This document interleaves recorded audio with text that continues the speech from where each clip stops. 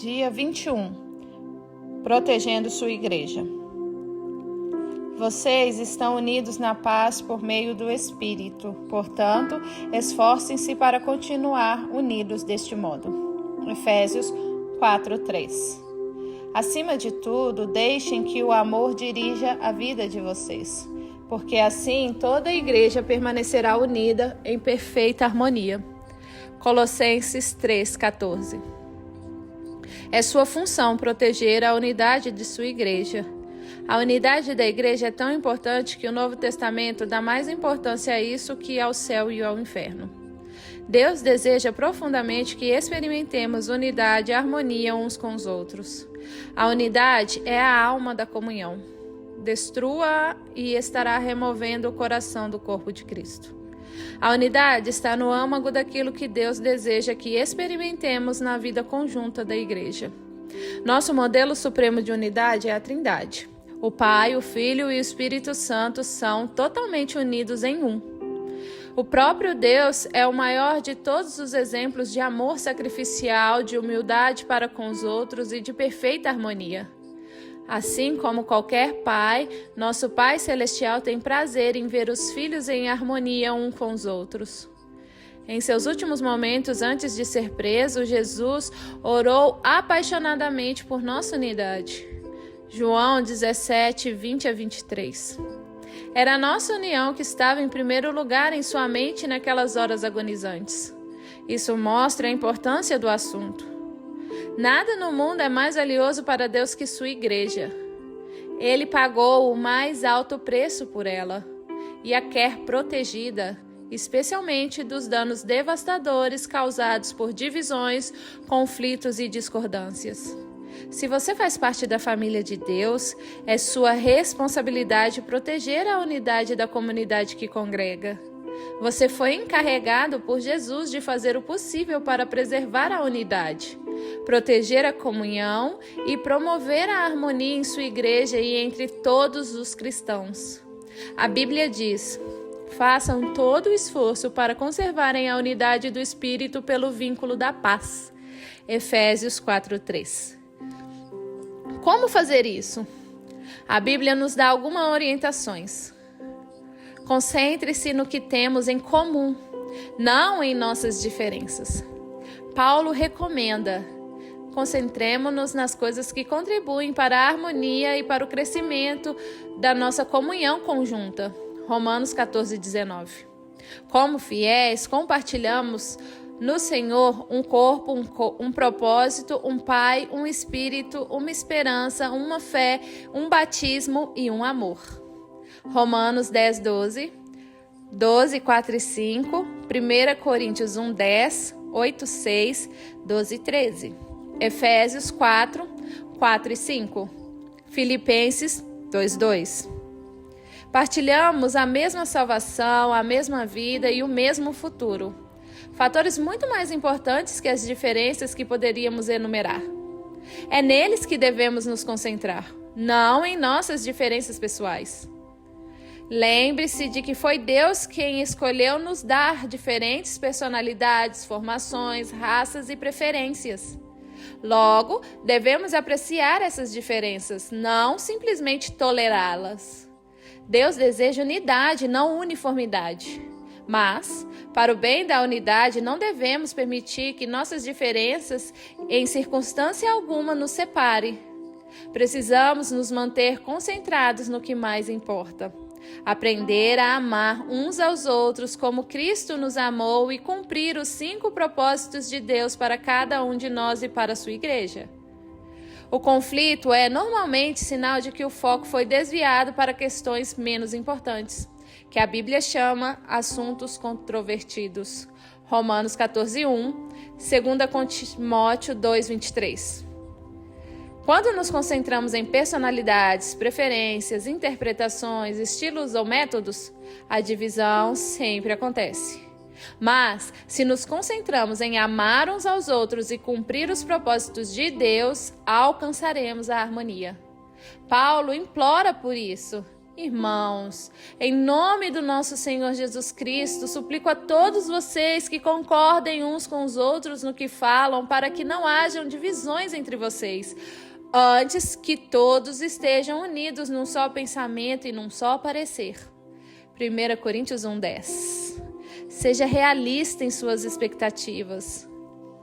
Agora que você descobriu como Deus quer que seja a verdadeira comunhão, é fácil ficar desanimado com a disparidade entre o ideal e a realidade presenciada em sua igreja. Você deve amar apaixonadamente a igreja, apesar das imperfeições que ela tem. Ansiar pelo ideal enquanto critica o real é evidência de imaturidade. Em contrapartida, conformar-se com o real sem lutar pelo ideal é complacência. A maturidade está em conviver com essa tensão. Outros fiéis irão decepcioná-lo e desiludi-lo, mas isso não é desculpa para deixar de ter comunhão com eles. Eles são a sua família, mesmo quando não agem como tal. E você não pode simplesmente abandoná-los. Em vez disso, Deus nos orienta. Sejam pacientes uns com os outros, fazendo concessões às faltas uns dos outros, por causa do amor que há em vocês. Efésios 4:2. As pessoas ficam desiludidas com a igreja local por muitas razões compreensíveis. A lista pode ser bastante longa. Conflitos, mágoas, hipocrisia, negligência, mesquinharias, legalismo e outros pecados. Ao invés de ficarmos abalados e surpresos, devemos recordar que a igreja é constituída de pecadores de verdade, entre os quais nos incluímos. Por sermos pecadores, magoamos uns aos outros, às vezes intencionalmente, às vezes sem querer. Mas, em vez de deixar a igreja, precisamos ficar ali e tentar de alguma forma solucionar o que for possível. A reconciliação, não a evasão, é a estrada para um caráter mais forte e para uma comunhão mais profunda. Divorciar-se da igreja ao primeiro sinal de decepção ou desilusão indica imaturidade. Deus tem coisas que quer ensinar a você e aos outros também. Além do mais, não há igreja perfeita para onde você possa escapar. Toda a igreja tem fraquezas e problemas, e você logo ficará desapontado novamente. Groucho Marx ficou famoso por dizer que não gostaria de pertencer a um clube que o aceitasse como sócio. Se uma igreja tiver de ser perfeita para satisfazê-lo, essa mesma perfeição irá impedi-lo de pertencer a ela, porque você não é perfeito. Dietrich Bonhoeffer, ministro alemão martirizado por resistir aos nazistas, escreveu um clássico sobre a convivência na igreja, Vida em Comunhão. Nesse livro, ele sugere que a desilusão com a igreja local é algo bom, porque destrói as nossas falsas expectativas de perfeição. Quanto mais cedo desistirmos da ilusão de que a igreja deve ser perfeita para que amemos, mais cedo deixaremos de fingir e admitiremos que somos todos imperfeitos e precisamos da graça divina. Esse é o início da verdadeira comunidade. Toda a igreja deveria fixar uma placa: proibida a entrada de pessoas perfeitas. Este é um lugar somente para os que admitem ser pecadores, carecem da graça e desejam crescer. Bonhoeffer disse: aquele que ama seu sonho de uma comunidade mais que a comunidade cristã em si, torna-se destruidor dessa. Se não dermos graça diariamente pela comunhão da comunidade ao qual fazemos parte, mesmo quando não há nenhuma grande experiência, nenhuma riqueza a ser descoberta, mas apenas muita fraqueza, pouca fé e dificuldades, e se ao contrário continuamos nos queixando de que tudo é desprezível e insignificante, estamos impedindo que Deus permita que a nossa comunidade cresça. Prefiro incentivar a criticar. É sempre mais fácil ficar de lado e atirar pedras daqueles que estão servindo a Deus do que se envolver e contribuir. Deus nos adverte repetidamente que não critiquemos, comparemos ou julguemos uns aos outros. Mateus 5:9, Romanos 14:13, Efésios 4:29, Tiago 4:11, 5:9. Criticar o trabalho de outro irmão que está fazendo pela fé e com sincera convicção é interferir nos assuntos de Deus. Que direito você tem de criticar o servo de alguém? Somente Deus pode decidir se ele está fazendo o que é certo. Romanos 14:4. Paulo acrescenta que não devemos julgar nem desprezar irmãos com convicções distintas das nossas. Por que você critica as ações do seu irmão? Por que tenta fazer com que ele pareça pequeno? Todos seremos julgados um dia, não com base nos padrões uns dos outros, nem mesmo por nossos próprios padrões, mas pelo julgamento de Deus. Romanos 14:10. Sempre que julgo um irmão, 4 coisas acontecem instantaneamente. Perco minha comunhão com Deus, exponho o meu orgulho e insegurança, predisponho-me em situação de ser julgado por Deus e prejudico a comunhão da igreja. O espírito crítico é um vício dispendioso. Na Bíblia, Satanás é chamado de o acusador dos nossos irmãos. Apocalipse 12:10. Culpar, criticar e queixar-se dos membros da família de Deus é trabalho do diabo. Se fazemos o mesmo, é porque fomos ludibriados e induzi-los a fazer o trabalho de Satanás. Lembre-se de que outros cristãos, não importa o quanto você discorde deles, não são os verdadeiros inimigos. O tempo que desperdiçamos comparando, criticando outros irmãos deveria ser aplicado na edificação da unidade entre os irmãos. A Bíblia diz: assim estaremos empregando nosso esforço na boa convivência fraterna. Ajudem-se mutuamente com palavras de ânimo. Não ponham seu irmão lá embaixo, apontando os defeitos dele. Romanos 14:19. Recuse-se a dar ouvidos à fofoca.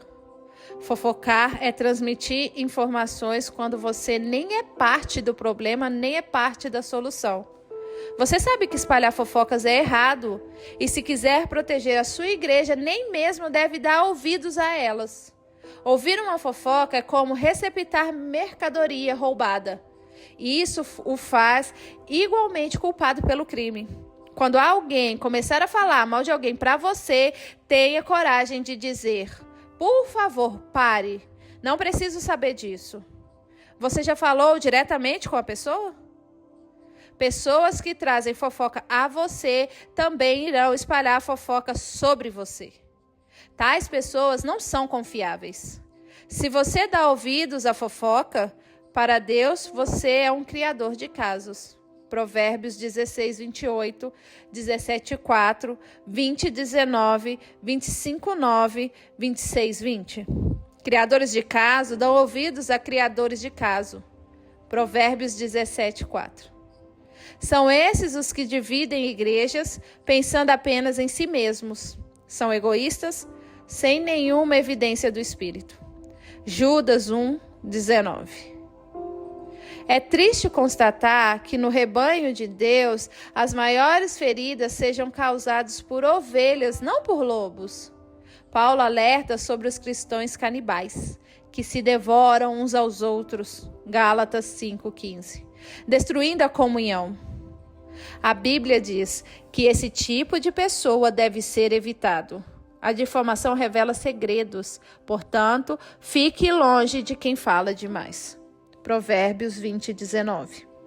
A maneira mais rápida de pôr fim a um conflito, seja numa igreja, seja num grupo, é enfrentar carinhosamente os fofoqueiros e convidá-los a mudar de atitude. Salomão lembra que uma fogueira se apaga quando acaba a lenha. Da mesma maneira, as brigas acabam quando o brigão e o implicante é separado do grupo. Provérbios 26:20. Pratique os métodos de Deus para a solução de conflitos. Além dos princípios mencionados no capítulo anterior, Jesus ensina à igreja um processo simples, dividido em 3 etapas. Se um dos que dizem ser irmão na fé prejudicar você, converse com ele.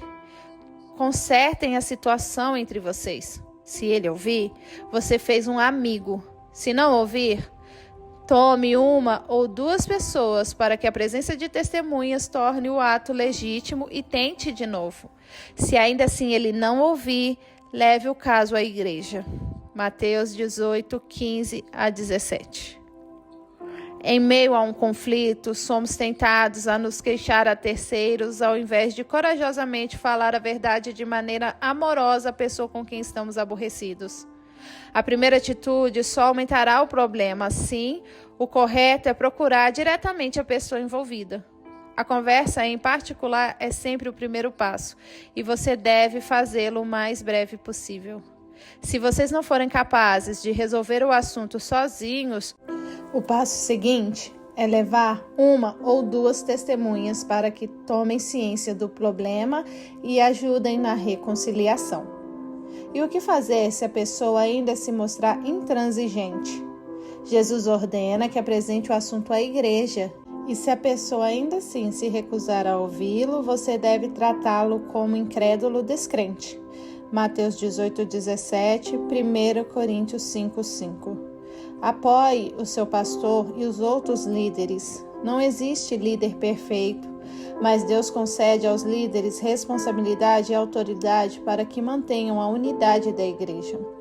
Durante conflitos interpessoais, este é um trabalho ingrato. O pastor tem a desagradável tarefa de agir como um mediador entre membros ressentidos e imaturos que vivem em conflito. Ele também recebeu a impossível incumbência de fazer com que todos fiquem felizes, algo que nem Jesus conseguiu realizar. A Bíblia é clara sobre a maneira com a qual devemos nos relacionar com os que nos servem. Sejam obedientes aos seus pastores, ouçam os conselhos deles. Eles estão atentos à condição da vida de vocês e trabalham sob estrita supervisão de Deus. Contribuam para que a liderança deles seja alegre e não penosa. Por que tornar as coisas mais difíceis? Hebreus 13, 17. Os pastores um dia estarão diante de Deus para prestar contas sobre a responsabilidade de zelar por você. Eles cuidam de vocês como quem deve prestar contas. Hebreus 13, 17. Mas você também terá de se explicar. Você prestará contas a Deus sobre o seu comportamento com relação aos seus líderes. A Bíblia instrui os pastores a como lidar com pessoas que promovem dissensão no meio da igreja. Eles devem evitar discussões e ensinar gentilmente o caminho inverso enquanto oram para que os encrenqueiros mudem de atitude. Devem administrar os que promovem polêmicas, rogar por harmonia e unidade, repreender os que desrespeitam a liderança e remover os perturbadores da igreja caso não considerem os dois avisos mencionados. 2 Timóteo 2,14, 23 a 26, Filipenses 4, 2, Tito 2,15, 3, 2, 10 e 11. Protegemos a igreja quando honramos os que nos servem no papel de líderes. Os pastores e anciãos necessitam de nossas orações, incentivos, apreço e amor. Recebemos as seguintes orientações. Agora, amigos, pedimos que vocês honrem os líderes que trabalham arduamente por vocês, a quem foi dada a responsabilidade de encorajar e orientar vocês na obediência. Tenham toda consideração e amor por eles. 1 Tessalonicenses 5, 12 e 13. Desafio você a aceitar a responsabilidade de proteger e promover a união em sua igreja. Empenhe-se nesse objetivo com todas as suas forças. Deus irá se agradar disso. Nem sempre será fácil. Em alguns momentos, terá de fazer o que é melhor para o corpo e não para você mesmo, mostrando a preferência pelos outros. Este é um dos motivos pelos quais Deus nos colocou na família igreja, para aprendermos o altruísmo. Em comunidade, aprendemos a dizer nós ao invés de eu, nosso ao invés de meu. Deus diz: não pensem apenas no próprio bem. Pensem nos outros cristãos e no que é melhor para eles. 1 Coríntios 10, 24. Deus abençoa a igreja que permanece unida. Na igreja Saddleback, cada membro assina um pacto que inclui a promessa de proteger a nossa união. Consequentemente, a igreja jamais sofreu um conflito capaz de nos dividir. Tão importante quanto isso é o fato de que muitos desejam fazer parte dela, uma vez que se trata de uma comunidade unida e amorosa. Para se ter uma ideia, num período de 7 anos, a igreja chegou a batizar alguns milhares de novos convertidos. Quando Deus tem um grupo de novos cristãos que desejam libertar, Ele busca como incubador a igreja mais carinhosa que puder encontrar. O que você está fazendo no plano pessoal para tornar a sua igreja local mais aconchegante e amorosa? Muitas pessoas em sua comunidade estão em busca de amor e de lugar ao qual pertencer. A verdade é que todo mundo precisa e quer ser amado. E quando alguém encontra na igreja entre os membros verdadeiramente que amam uns aos outros e se importam uns com os outros, somente portas trancadas poderiam mantê-lo do lado de fora. Dia 21. Pensando sobre o meu propósito de vida. Tema para reflexão. Tenho a responsabilidade de proteger a unidade de minha igreja. Versículo para memorizar. Romanos 14, 19. Portanto, concentremo-nos nas coisas que contribuem para a harmonia e o crescimento de nossa comunhão conjunta. Pergunta para meditar. O que estou fazendo pessoalmente para proteger a unidade de minha família eclesiástica nesse exato momento?